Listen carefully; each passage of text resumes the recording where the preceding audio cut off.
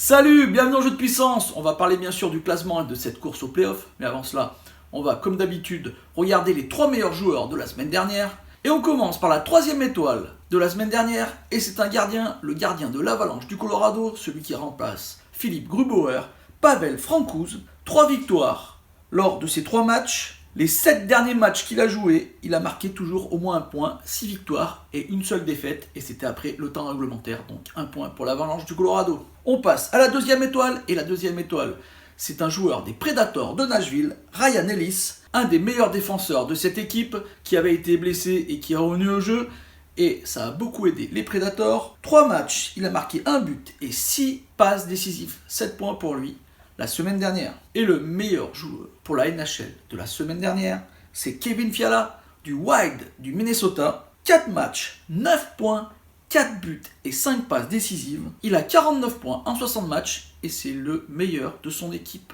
en termes de points. Voilà, maintenant on passe tout de suite au classement et à cette course au playoff. Et on va bien sûr commencer par la conférence Est. La conférence Est où on a les équipes qui sont en haut des classements de chaque division qui tournent vraiment très très bien. On pense bien sûr à Boston avec 8 victoires sur les 10 derniers matchs. On pense à Philadelphie qui a gagné 6 matchs de suite, qui est maintenant 2e de cette division métropolitaine avec 1 point de plus que Pittsburgh. Pittsburgh qui a eu un peu de difficultés, qui a eu pas mal de défaites consécutives, mais hier ils ont gagné contre Ottawa, une très très belle victoire avec un hat-trick de Brian Rust. Brian Rust qui a fait très très bien cette saison pour les Penguins de Pittsburgh. Tampa Bay qui tombe plutôt pas mal, même si c'est un peu plus compliqué en ce moment. Et là, on a les 5 équipes qui sont presque sûres d'être qualifiées, et il nous reste toutes les autres qui ont vraiment beaucoup de difficultés en cette fin de saison.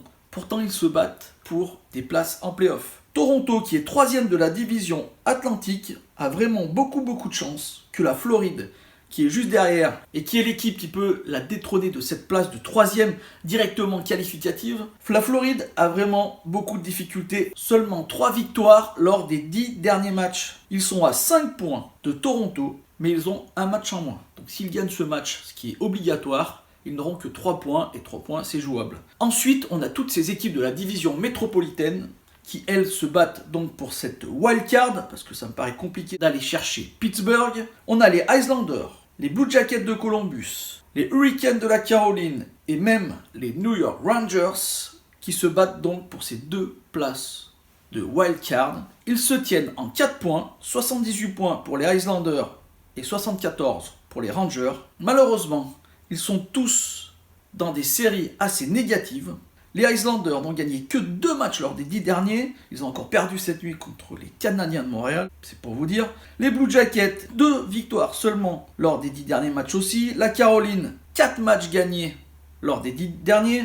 Et les Rangers, 3 défaites de suite. Donc c'est plutôt assez médiocre. Et c'est l'équipe qui sera la moins médiocre qui ira se qualifier. Pour l'instant, c'est les Islanders et Columbus qui ont cette place qualificative. Mais attention, car la Caroline ont joué le moins de matchs de toutes ces équipes. Allez, on passe à l'Ouest. À l'Ouest, il y a 3 équipes qui tournent vraiment très très bien et qui sont donc premiers dans leur division. On a les Blues de Saint-Louis qui ont 8 victoires de suite. Les Blues de Saint-Louis, ça tourne vraiment incroyablement bien cette saison. C'est tout le contraire de la saison dernière. Qui sont talonnés par l'Avalanche du Colorado avec 7 victoires de suite. Ils se battent pour cette première place dans la division centrale. L'Avalanche a 3 points de moins que Saint-Louis, mais 2 matchs en main. Ensuite, on a Vegas dans la division Pacifique qui a gagné 9 de ses 10 derniers matchs. Vegas qui tourne vraiment très très bien et qui devient une des équipes favorites pour gagner cette coupe Stanley. Edmonton et Dallas se sont fait une petite place au chaud. Edmonton qu'on ne voyait